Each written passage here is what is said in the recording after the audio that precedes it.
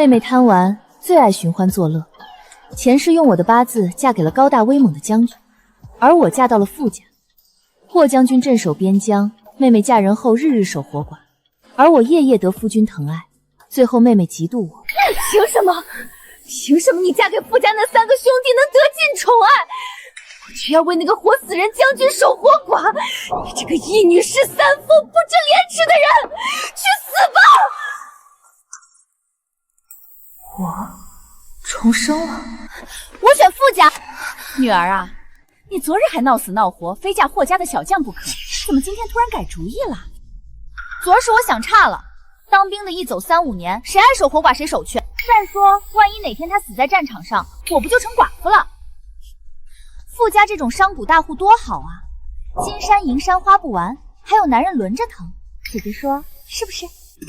莫非他也重生了？从小到大，只要是我看上的，他哪怕再不喜欢都要抢。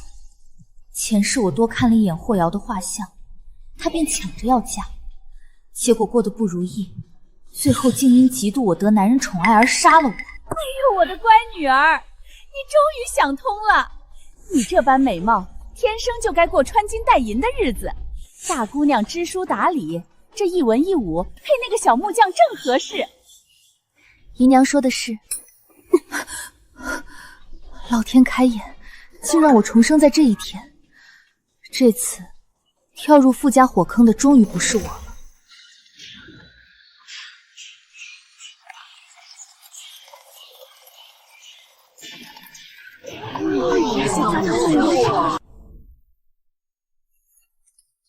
你这嫁衣怎么连颗像样的玛瑙玉石都没有？出了这个门，往后见面就少了。姐姐可要好好过日子啊！你也是，哼！周瑶轩，你就这么想嫁傅家？难不成姐姐想跟我换着嫁？好日子总不能让你一个人占尽吧？是啊，这好日子他前世贪红了眼，这事我要是阻止他，怕是那把刀子又要扎进我心口了。妹妹，你就慢慢去傅家享受什么叫生不如死吧。容姿斐然，难怪药铺里那些娘子替他眼里全是爱慕垂涎。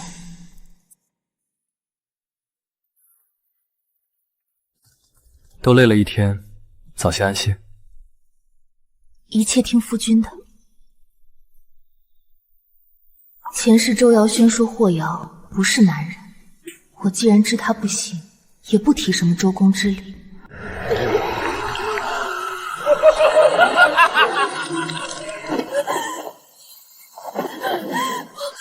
我不想死，我不要死，凭什么死的是我？我偏要好好活着！宁儿，醒醒，宁儿！霍瑶，做噩梦了？打扰到夫君了。你刚才像被鬼缠了身，叫得凄厉。我确实梦见了恶鬼。将军，少夫人出什么事了？没事，去打盆热水来。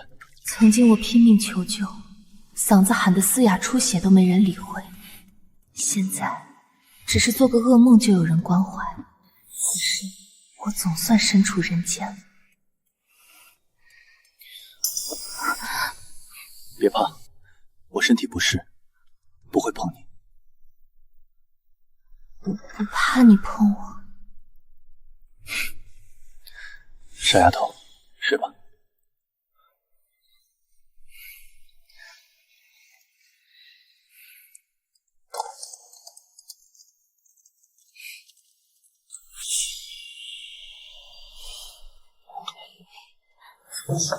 圣上有旨，宣霍将军即刻进宫。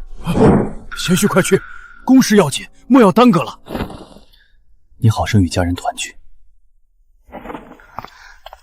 以后我周家也是官场有人了，哈哈哈！看以后出门，谁人敢不敬我几分？有一个当官的女婿自然是好，可惜啊，就是打仗太危险，万一出个好歹，哎呀，呸呸呸！看我这张嘴！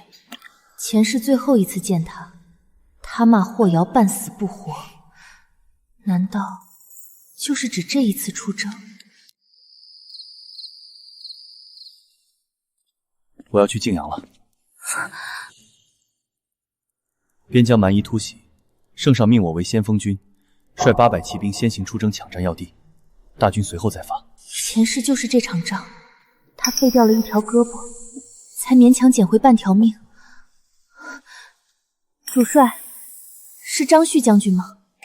你怎么知道？前世傅家3兄弟庆祝拿下皇家漕运时提过，张旭死守泾阳9个月也没挡住叛军，辛苦效命，最后却被皇帝砍了头。我梦见的，梦到朱监军克扣军粮，害得兵变，他还伪造通敌信，害死了张将军。你虽然突围了陷阱，但断了一只手臂。妄议朝政是重罪，夫人知道吗？那将军要罚我吗？罚过了。放心，我会记住的。信我。夫人因忧惜我做了日梦，特来告知，我岂会不信？你且看，如果有误，就当我没提过。万一是真，早做防范也好。我不懂朝堂，不懂打仗，我唯一想要的是我的夫君能平安归家。夫人的话，霍言谨记在心。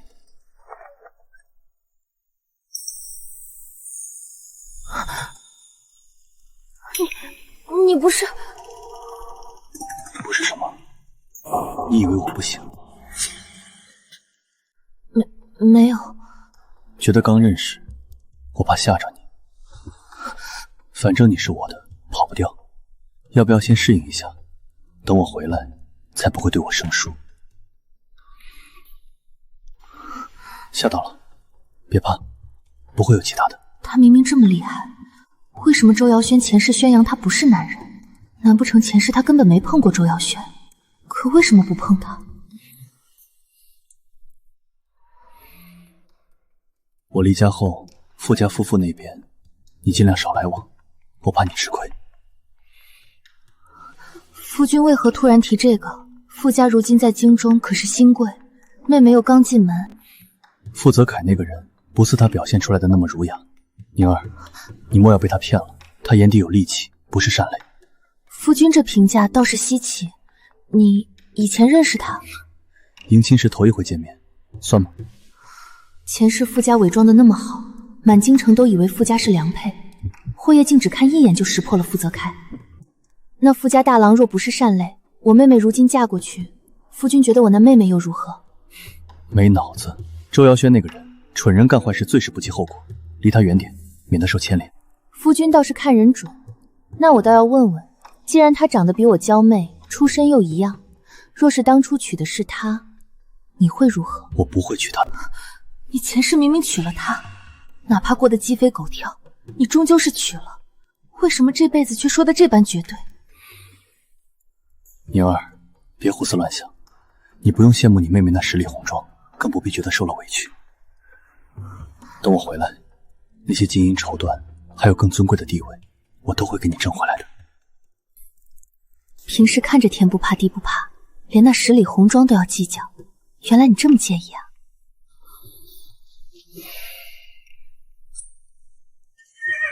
宁儿，过来。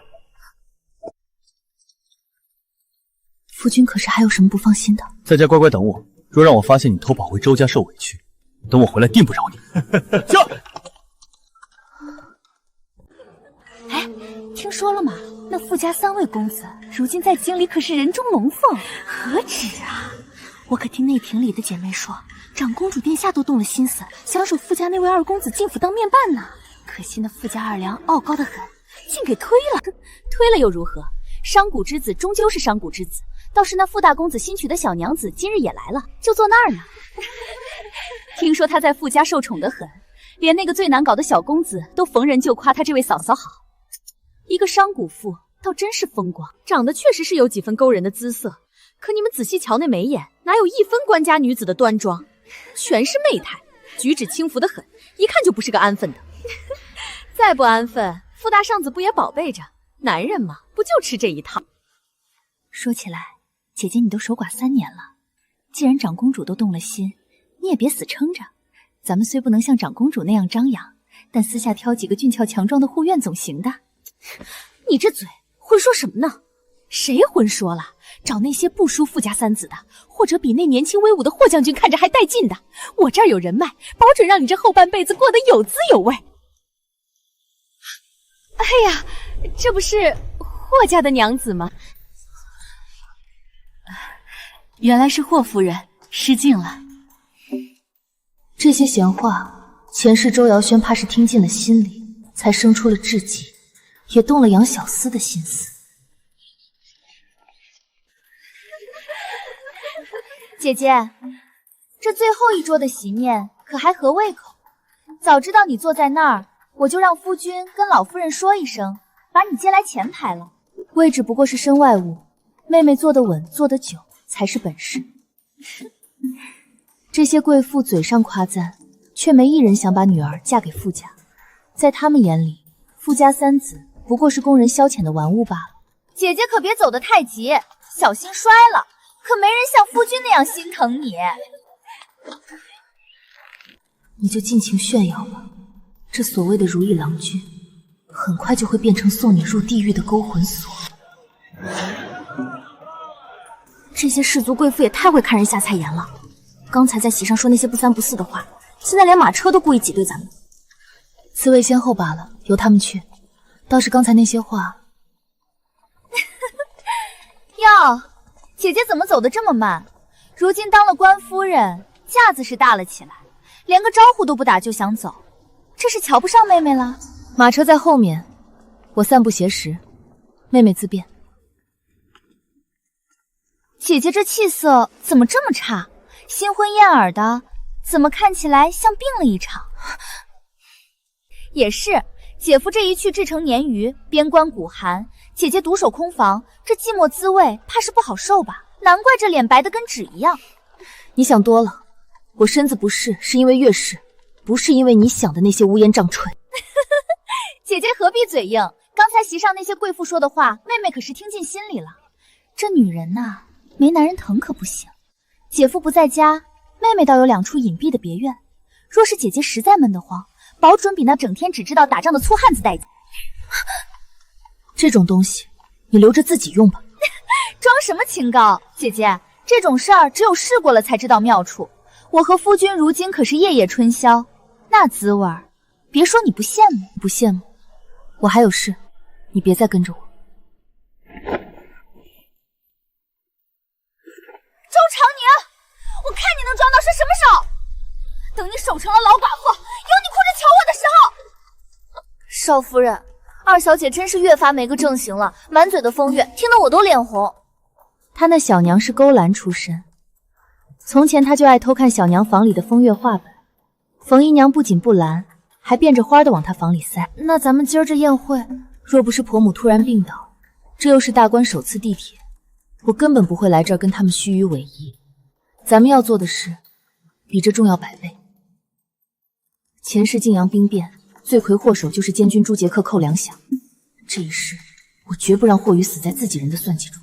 夫人，按您的吩咐，出嫁前周家那6间药铺的红利，连同霍家的本钱和您的压箱底嫁妆，已全部暗中转入布匹生意周中。不够，还远远不够。确实，咱们将800亩直分田全改种了3季稻，又在南方各州县广设粮铺收购散粮，可这军需缺口实在是大得惊人。散粮收购终究是杯水车薪，朱杰那老狐狸胃口大得很，若是不能补上那个窟窿，霍瑶在前线就是腹背受逼。冒昧登门，长宁。不必多礼，你是霍瑶的夫人，便是我的妹子。张将军在信中反复叮嘱，说你虽是后宅女子，却是万中无一的可信之人。这些你且拿去筹谋。将军与夫人这般信任，长宁定不负所托。3位，前世不，如今局势危急，傅家正盯着这口国难财，想借兵乱狠捞一笔，甚至不惜给诸位使绊子。负责凯内斯手段阴狠，若让他得逞，这泾阳的百姓和将士就全完了。我是霍瑶的夫人，只要诸位愿意出粮，我长宁以此辖为保。既是霍将军的家眷亲自出面，又是为了前线将士，我们这些老骨头绝不含糊。收成后的新粮，我们愿以低于市价2成的价格全数授予夫人。大意，但此事还请诸位保密至战事结束，以免惹祸上身。那是自然，请夫人放心。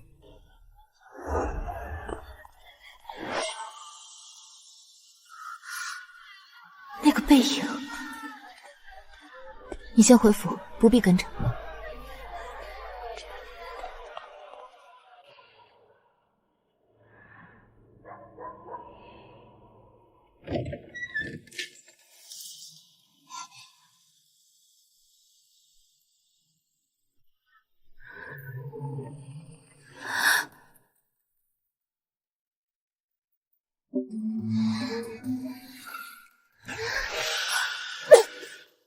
污秽伤眼！谁在外面？滚进来！祝泽轩，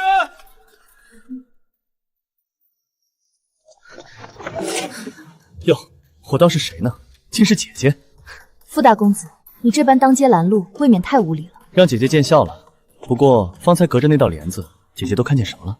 我不过是走错了路，什么都没看见。哦，走到这条巷子的尽头才发现走错了。姐姐，你可知道这是什么地方？这可是北曲。这种安杂地方，大官显贵避之不及。莫非姐姐今日是特意来这儿私会情郎的？我即便真要偷人，也断不会选这种满是臭气、门眼脏污的地方，平白脏了自己的脚。姐姐说话还真是半点面子不给。既然你觉得这儿脏，那怎么不顺便问问我，身为傅家的当家人，为何会出现在这种地方？你做什么，与我无关。说的也是，是我唐突了，姐姐莫怪。不过姐姐也要认清现实，这平康府任何一处都是销金窟，霍将军那点死俸禄，怕是连给姐姐买盒像样的胭脂都不够。钱财对付家来说不过是小事，姐姐若是缺了短了，只要你开口，我可以。不必，钱这种东西，我更喜欢自己赚，花着心安。前世他就是用这副温柔体贴的假象，救下那个贬为罪奴的官家小姐，等玩够了，转头就扔。姐姐若有需要，随时开口，傅家的大门永远为你敞开。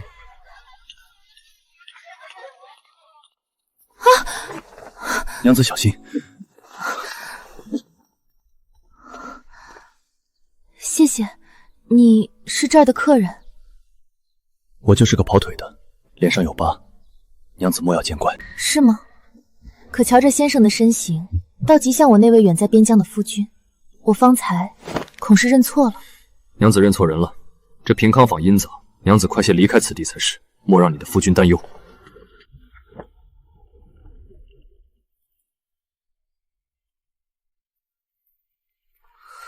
趁机摸我的腰，还在这儿跟我装不认识。少夫人，您说谁？难道方才救您的人是？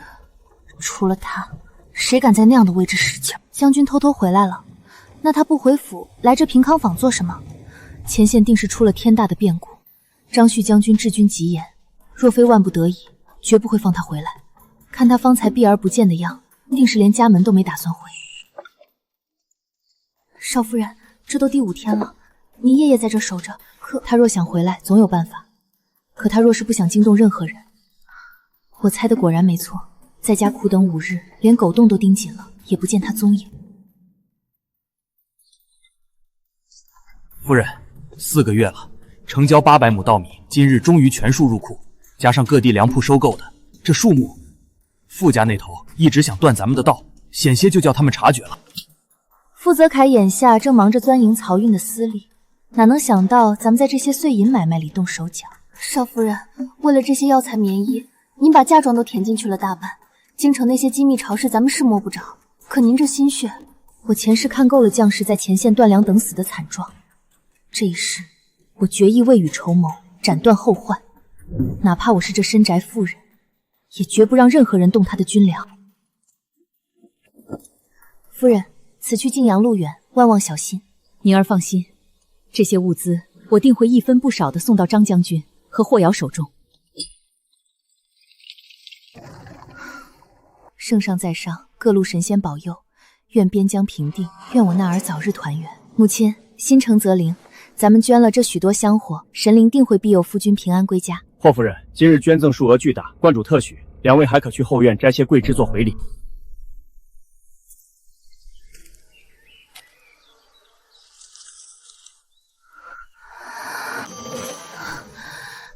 不，宁儿，别怕。这宅子隔音好得很，外面的人是一个字都听不见的。嗓子要是喊哑了，那声音可就不悦耳了。宁儿又不乖了，只有地牢里的这些东西才能让你真正听。既然嫂嫂总是不肯配合，那就把这药灌下去，看他还敢不敢生出逃跑的念头。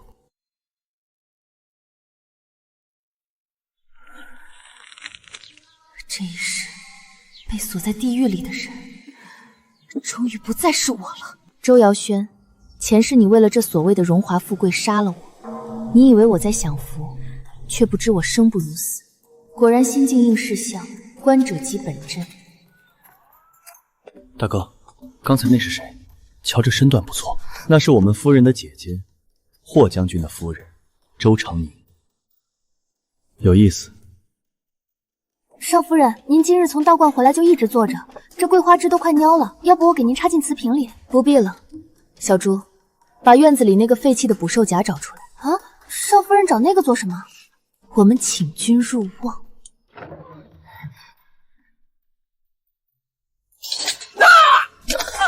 我的腿！我的腿！围起来，别让他跑了！还想反抗？给我绑了！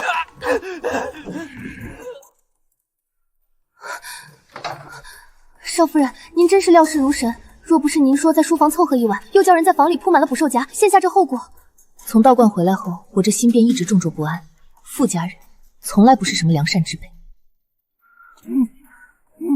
刀也就算了，竟还有致人昏睡的迷香和捆人的麻绳。少夫人，这厮不简单，若不是我手快抠出他嘴里的毒药，他早就服毒自尽了。少夫人，这种人留着也是祸害，要不我就地解决了他，让他无声无息的消失。不能就地解决。去报官，明日一早，我要你带人敲锣打鼓的去报官。各位乡亲父老，霍将军在前线一人血战100人，接连夺回7座城池，为咱们大魏拼命。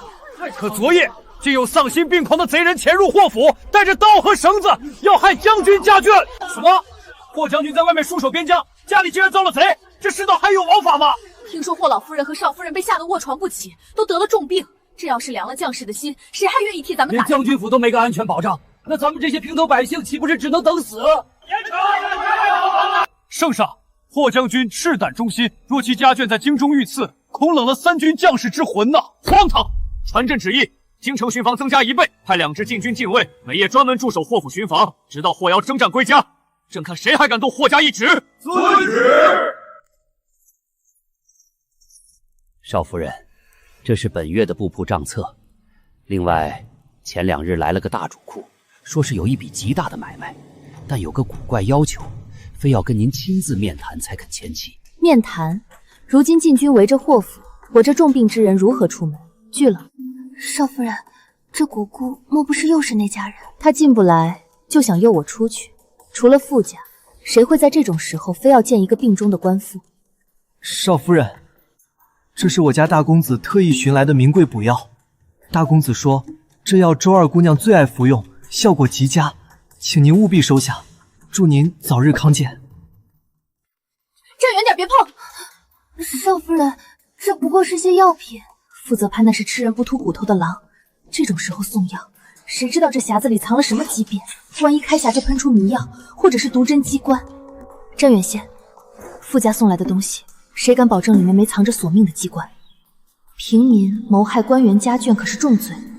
傅泽轩虽然疯，但绝不会在明面上留下这种死证。小姐，这里面怎么只有一只干巴巴的残花？小姐，这花是不是要拿去厨房熬水喝呀？熬水？中医入药的向来只有清新的莲子化瘀的莲叶，这并碧莲的花从不入药。我此时才意识到，那天他们不是要把我绑入山匪窝风口，而是要把我绑入傅家。小姐，这东西留在府里实在晦气，要不我帮你把它扔了吧？哦，你也看出这东西不是什么好货色了？我倒是不懂，但我看得出来，小姐您现在很不高兴。凡是让小姐不痛快的东西，那一定不是什么好东西。你这傻丫头，真是一根筋。宁儿，只要你听话，我就放了你那个小丫鬟。小姐，您怎么了？别吓我。无碍，晋阳之战，霍瑶必须赢。只有他的官位稳了，才是我在这京城平安唯一的依仗。只要他在，傅家就休想动我分毫。就你聪明，去把那莲花拿去厨房当柴烧了，看着它化成灰我才顺心。好嘞，我这就去烧。小姐，那这匣子呢，也要一起烧了吗？那罗甸漆器每件都世间仅有，价值连城，先留着。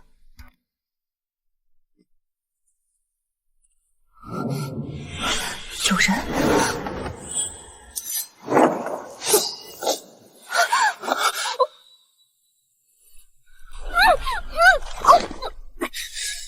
属狗的！霍瑶，才几天不见，连夫君都敢咬了。霍瑶，真是你！你疯了！外面不是到处都是官兵巡防吗？你怎么进来的？回我自己家，我要是还能被那几个巡城的校尉发现，这将军也不用当了。外面那些禁军和官兵，可是圣上亲自派来巡防的，难道撤了？若是被发现你不在前线，可是擅离职守的死罪。没撤，圣上给的福利不用白不用，让他们在外面守着，傅家那些杂碎才不敢乱动。等张将军平安守着，我有自己的兵可用，再撤也不迟。你又偷偷回来当先锋军了？晋阳到底出了什么事？你夫君提前回来是钓鱼的。宁儿，你当初说的那个老匹夫，在现实里就和你梦见的一样，明里暗里的克扣军饷，处处找茬。那张将军呢？好在你筹措的那批粮草和消息送得及时，救了全军的命。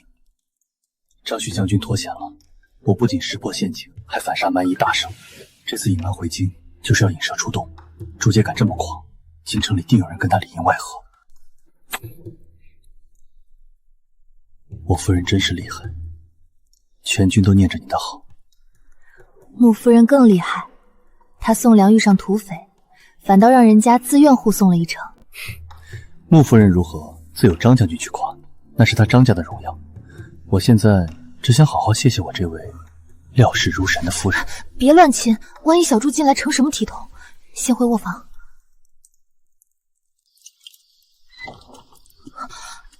你怎么也不把头发擦干就出来了？坐下吧，我帮你擦。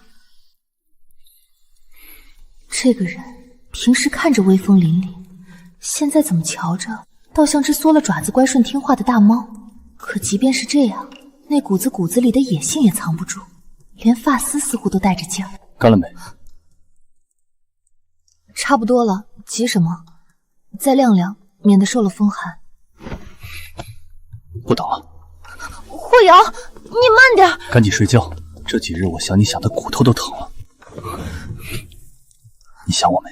偶尔会想那么一两回。骗人！若只是偶尔想，那天在那脏兮兮的巷口，我捂着脸压着头蜜，你光看个背影就能认出是我。我那是猜的。还说不想？不想我，你现在这么喜欢我亲你，你定是日日想夜夜念，只是脸皮薄，不肯口头承认罢了。这是什么蛮横逻辑？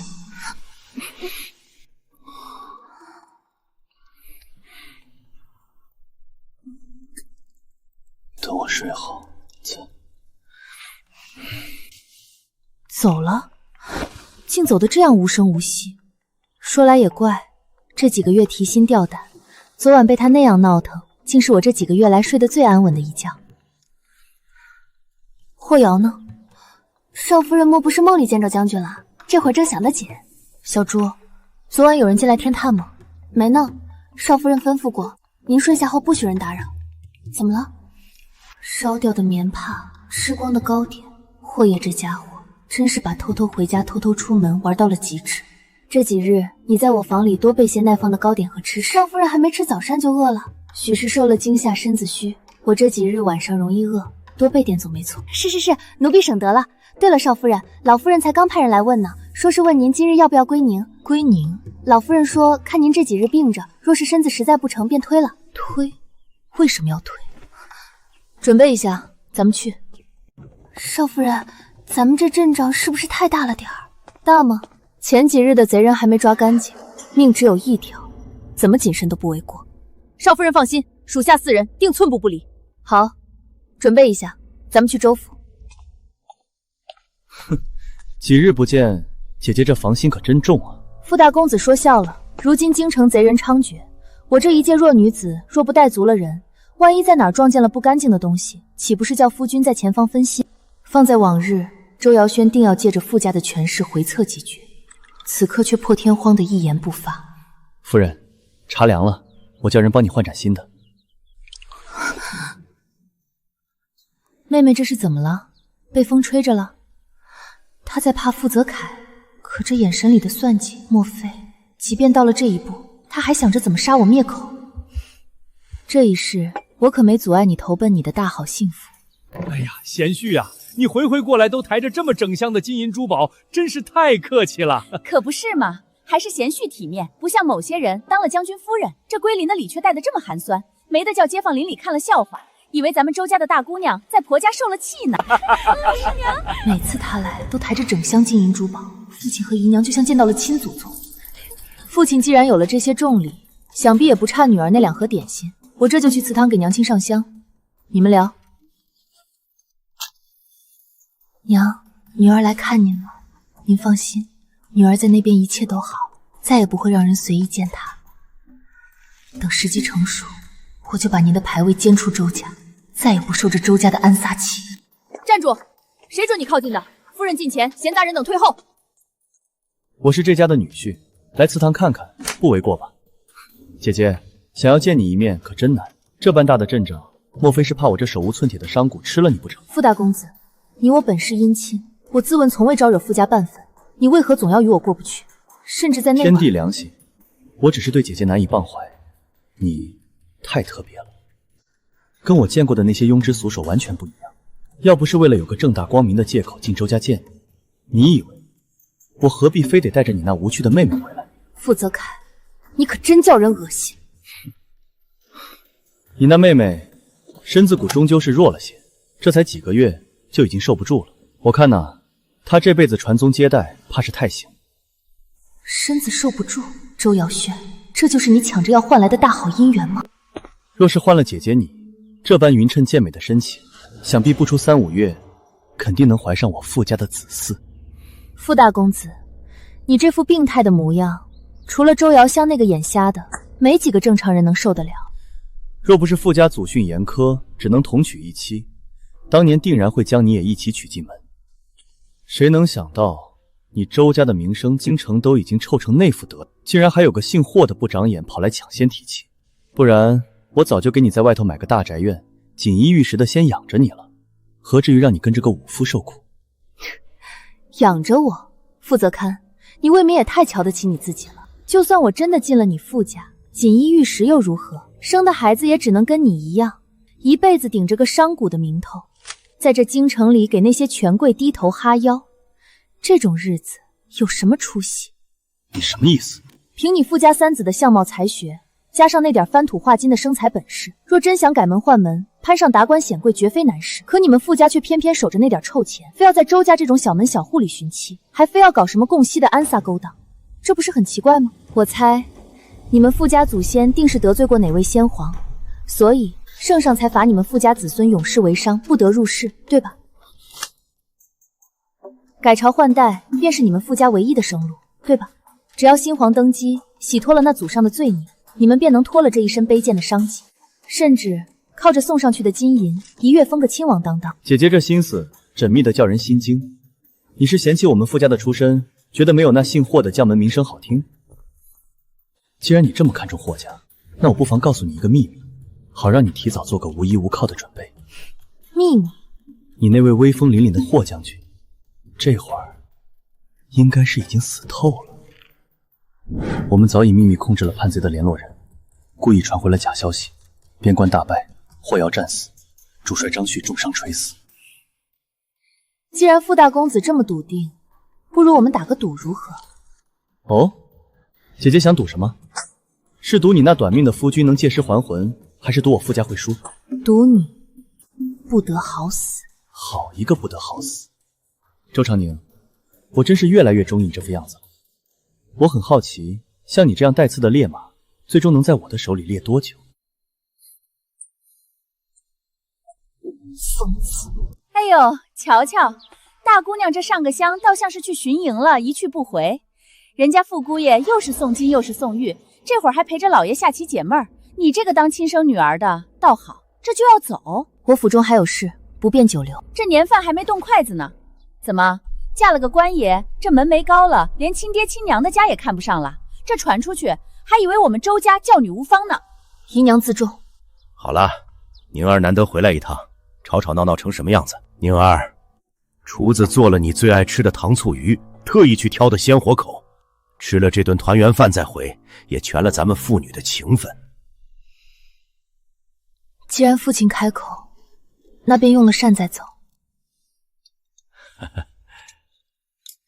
贤婿啊，这西湖的春芽是今年新供的，你尝尝合不合胃口？傅家家大业大，什么好东西没见过？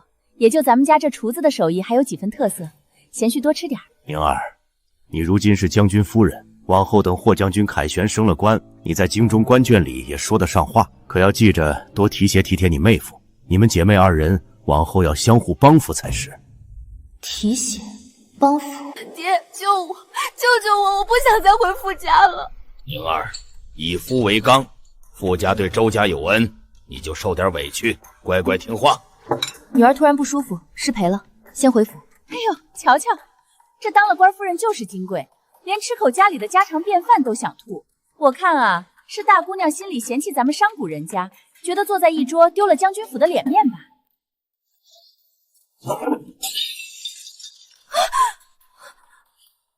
我娘的牌位还在祠堂供着呢，这周家什么时候轮到你一个妾在这儿对我指手画脚？宁儿，你这成何体统？体统？就算周家再没规矩，我现在也是圣上亲封的将军夫人，是霍家的娘娘。论律法，论品阶，你这当父亲的现如今都无权管我。她一个低贱的妾，算个什么东西？冯姨娘，别以为我不知道当年你在金南老家干的那些勾当。你那名声在京城传得满城风雨时，你竟还有脸坐在这儿？要不是娘亲的牌位还没迁走，周家这道大门，我此生是打死也不会再来敷衍这一遭。老爷，您瞧瞧，大姑娘当了官夫人，回娘家就这般作践我，这打的哪里是我的脸，分明是您的脸啊！你这孽障！霍瑶现下还在边关拼命，每一日都是九死一生。你作为岳丈，口中没有半句关怀，心里算计的全是怎么榨干他的军功，好给你这位富商女婿铺路。同样是你的亲生女儿，同样是你的女婿，你实属太过分了。少夫人，这雪下的可真急，雪大点好，能把这世间的安杂气都遮了。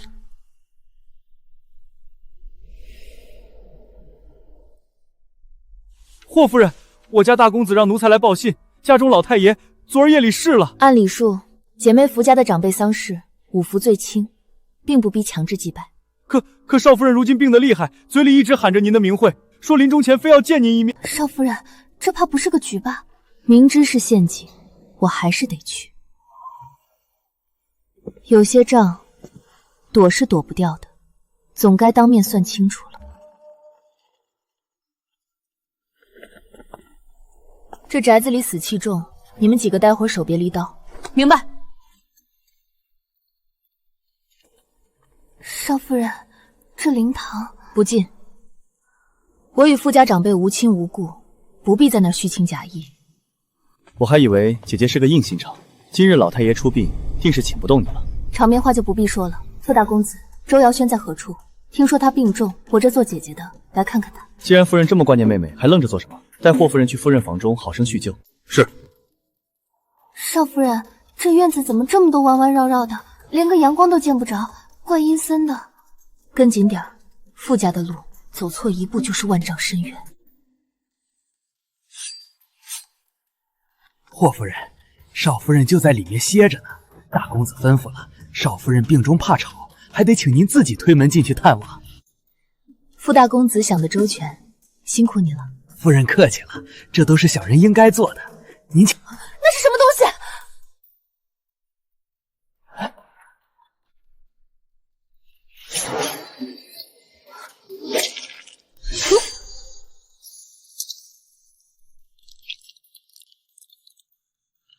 宁儿，你力气弱，若是遇着歹人，能用一招得胜，绝不用第二招。这簪子你收好了。这不过是寻常银饰。此簪表面包银，内里实则为寒铁淬锻，与我的随身佩剑乃锁出同一块玄铁，削铁如毒。若遇险情，可直取咽喉。霍言，这簪子确实救了我的命。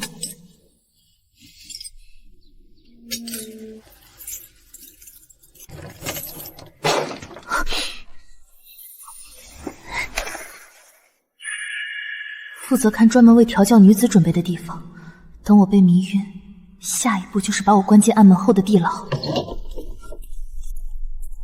站住！内院重地，谁准你靠近的？我是你们主母的亲姐姐周长宁，傅大公子心疼夫人病重，特意叫我来看望她，还不让路。既然有大公子的信物，夫人请进。你怎么拿到的？周长宁，还是落到傅家手里了？你还是来了。瞧瞧你现在这副鬼样子，看来傅家这3个男人确实比我前世，比常人想象的还要龌龊。周瑶轩，看在同是身为女子的份上，我最后认真问你一次，如今这种日子，你还想要吗？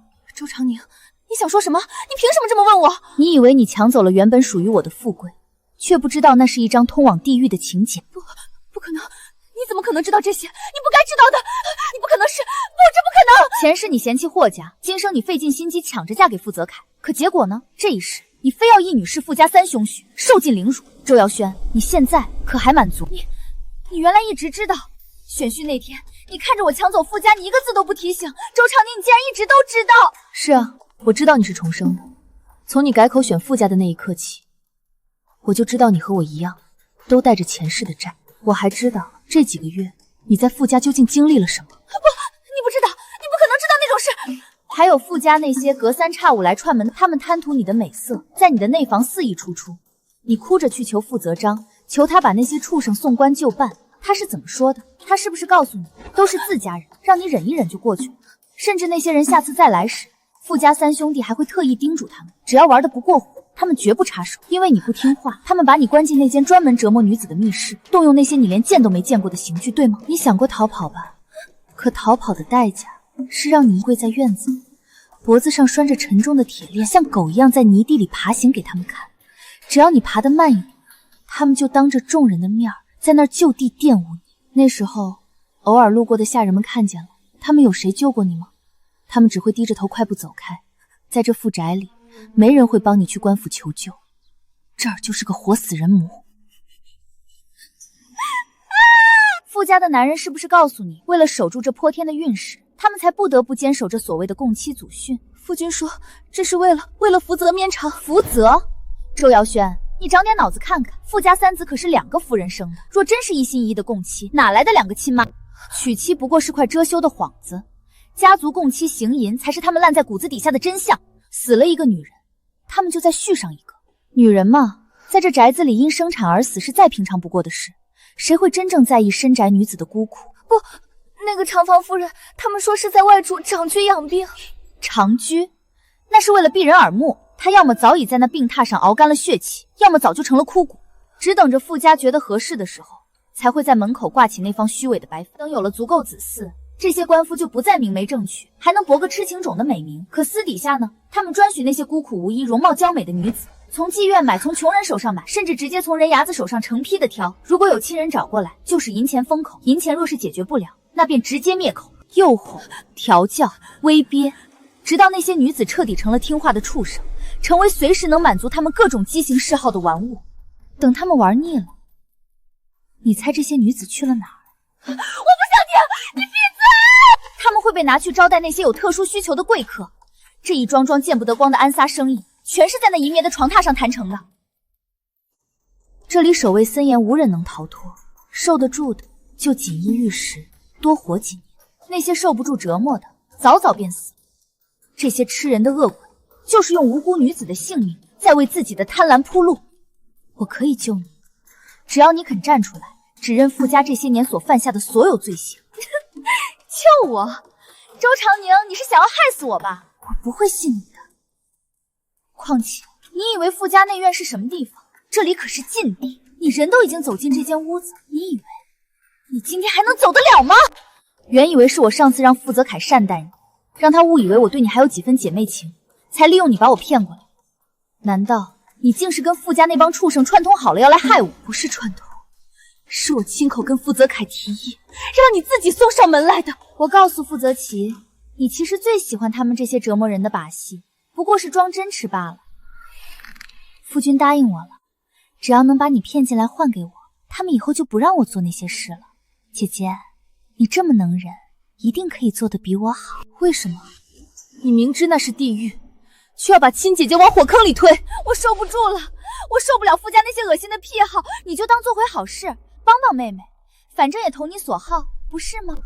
周瑶轩，我自问这一世从未招惹你，甚至由着你抢走傅家的富贵，你为何还要再三害我？我害你？难道不是老天爷对我命运不公吗？前世我抢了霍瑶，本以为能当上官夫人，可谁能想到那个霍瑶看着孔武有力，却根本不信人。我赤裸着站在他面前，他连正眼都不看我一下。我是一个正常的女人，我风华正茂，我只是跟家里的小厮找点享受，我有什么错？是他霍瑶自己无能，他凭什么休了我，让我沦为满京城的笑柄？原来前世霍瑶真的从未碰过他，难怪他到处宣扬霍瑶不举。可是周瑶轩长得艳若桃李，即便再怎么蠢，也是个活生生的大美人。霍瑶究竟是为什么？凭什么？凭什么两世遭罪的都是我？你知道吗？前世我被休回娘，我爹为了保住那该死的家族名声，竟然拿了白绫逼我上吊。而你呢？残花败柳的你却安然无恙，甚至还越活越滋润。你那么不堪，凭什么活着？凭什么只有我一个人死？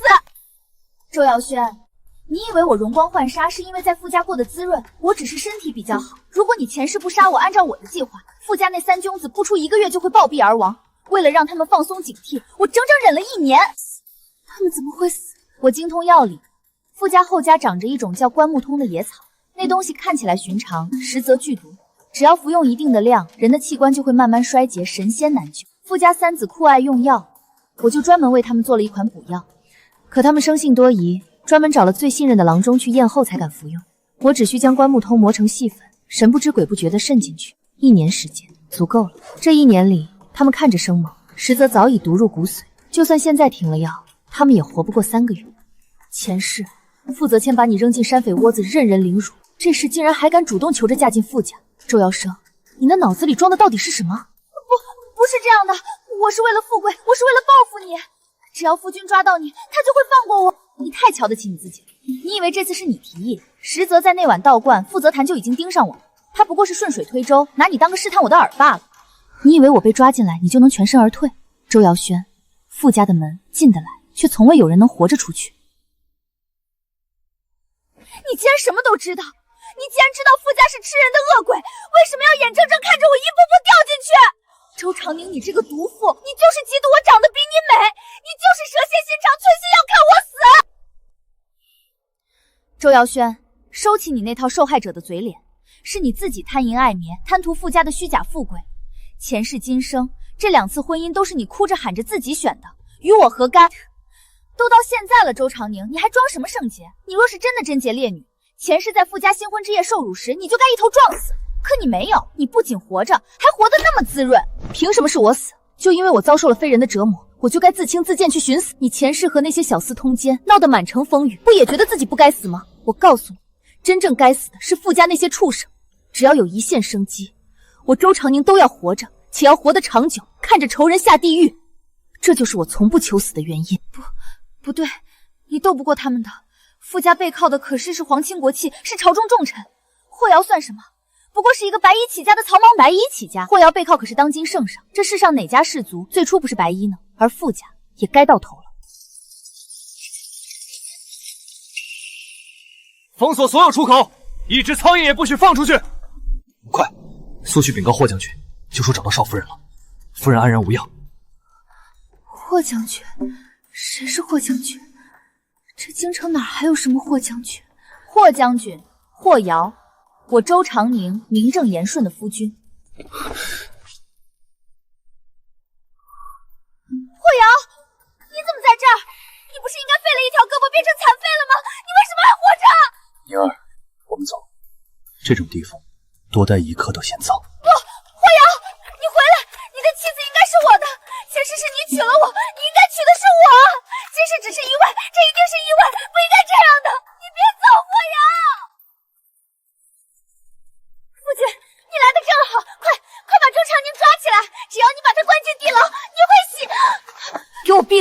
满是污言秽语的脏嘴。周长宁，你当我不存在吗？懂一个试试。周长宁，我要撕了你！夫君，你竟然为了他打我！不是告诉过你，女子力弱吗？下次这种脏活让丫鬟动手便是，何必为了这些脏东西弄疼了自己？知道了，夫君。夫君，你听到了吗？他骂我是脏东西，你快帮我杀了这个贱！来人，带夫人回屋歇着。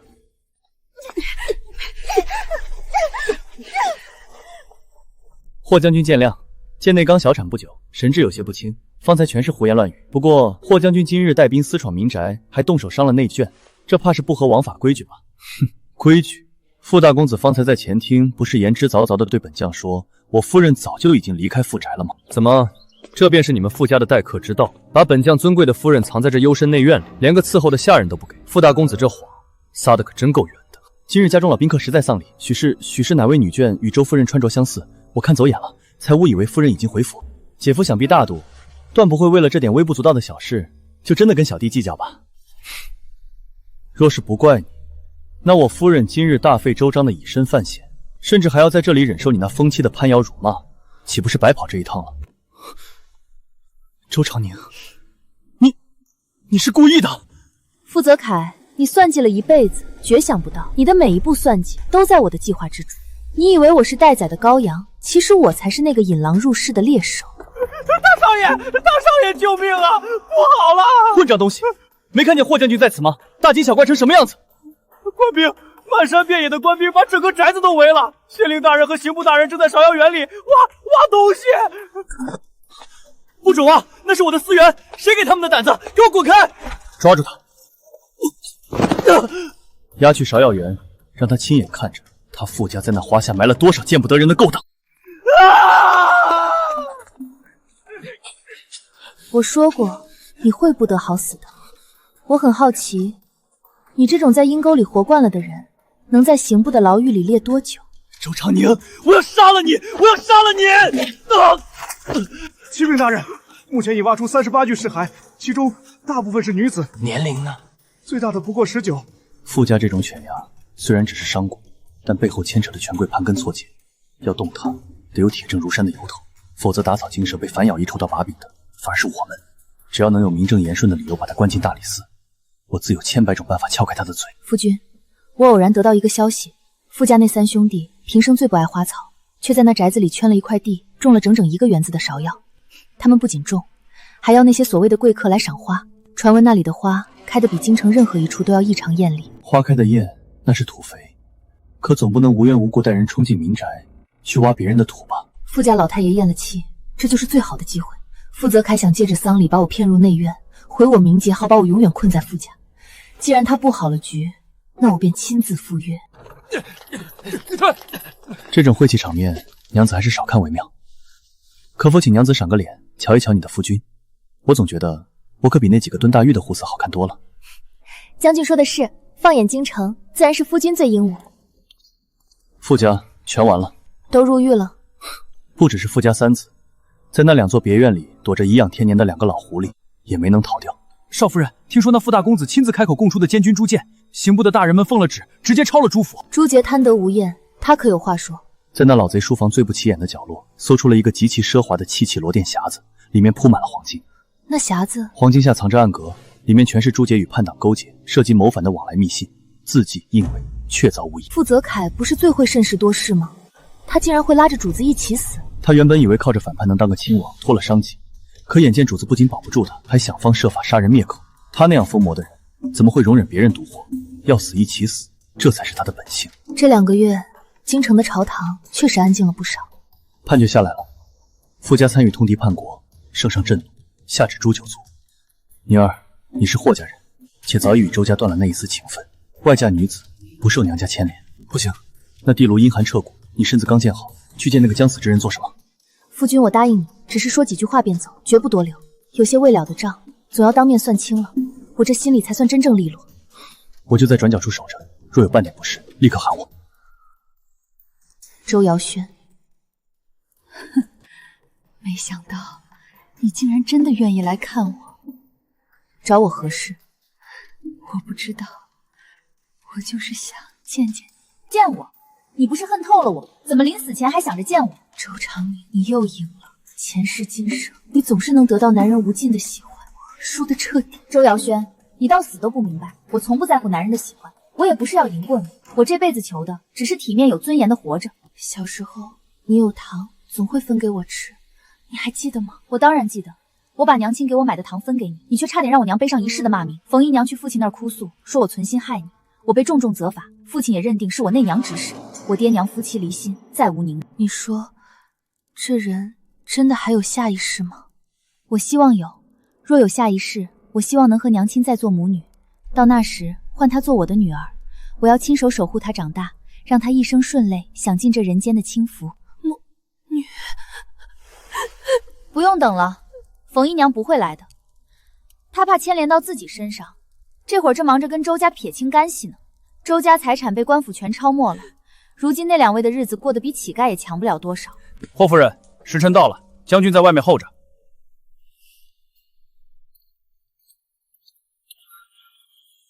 说行好聚就走，你在里面待得太久了，这一身的寒气。